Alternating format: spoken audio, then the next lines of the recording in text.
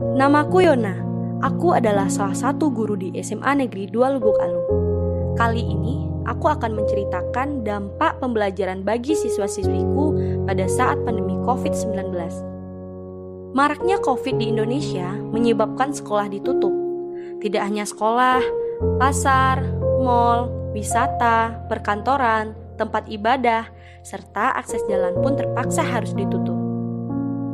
COVID-19 masuk ke Indonesia pada awal Maret 2020. Hampir 2 tahun ini Indonesiaku menangis karena terpapar virus mematikan ini. Siswa pun harus dirumahkan dan belajar secara daring. Banyak dari siswa-siswiku yang mengeluh dengan belajar daring ini. Alasan utamanya adalah ponsel, karena tidak setiap muridku memiliki ponsel.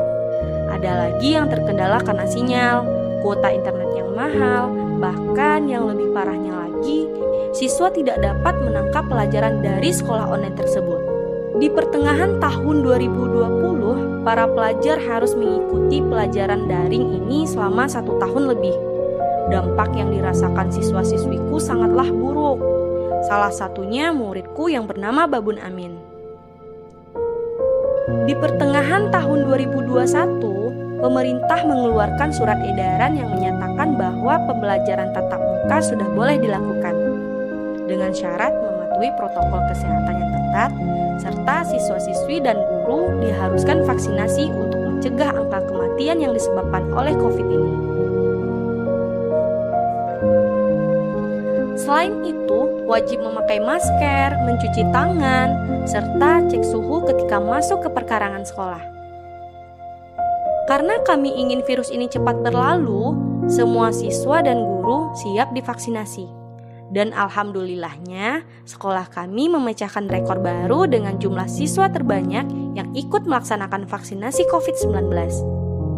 Dan di sini sekolahku, SMA Negeri 2 Lubuk Alung, mendapat penghargaan predikat terbaik dari pemerintah sebagai siswa terbanyak yang mengikuti vaksinasi tersebut.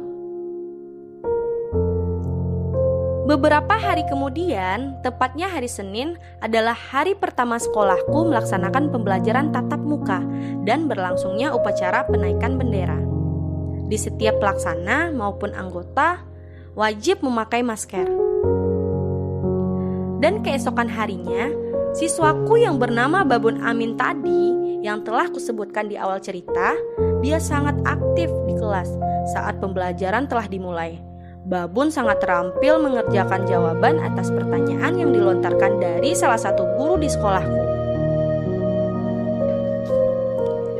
Karena hampir sebagian guru menceritakan tentang si Babun ini, aku semakin penasaran dengan kesehariannya. Dan aku telah meminta izin kepada kepala sekolah untuk dapat berkunjung ke rumah Babun dan mengikuti kesehariannya.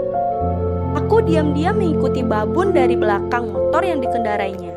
Di perjalanan, aku disuguhi dengan pemandangan yang indah yang memanjakan kedua mataku. Perjalanan menuju rumah Babun sangatlah jauh. Jalan yang tidak beraspal dan sedikit curam membuatku kesulitan untuk mengendarai motor, karena jalan ini satu-satunya akses menuju rumah Babun. Hujan mengiringi langkahku dan jalan semakin susah untuk dilalui. Lumpur di sepanjang jalan memaksaku untuk berjalan kaki sejauh 3 km. Sesampai aku di rumahnya, Babun terkejut dengan wajah cemas melihatku mengikutinya. Akhirnya aku menjelaskan tujuanku ini.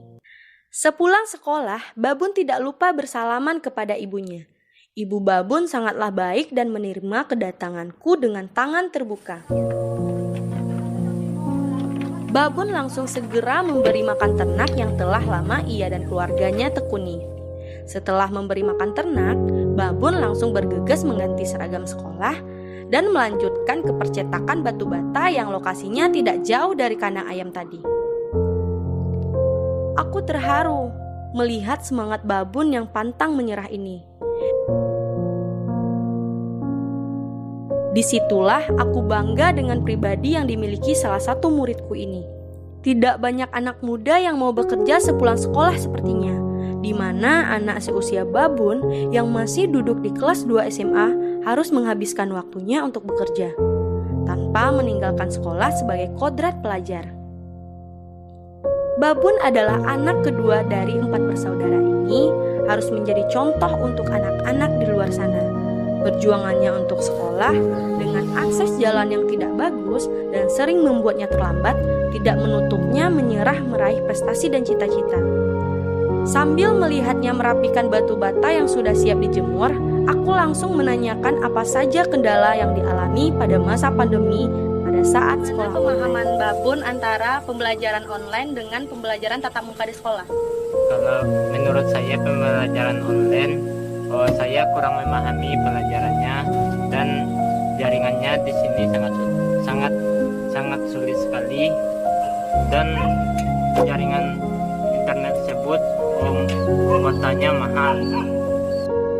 Dan menurut saya lebih suka belajar tatap muka daripada belajar online, karena kalau belajar tatap muka saya lebih paham dengan pembelajarannya, sedangkan belajar online saya kurang paham.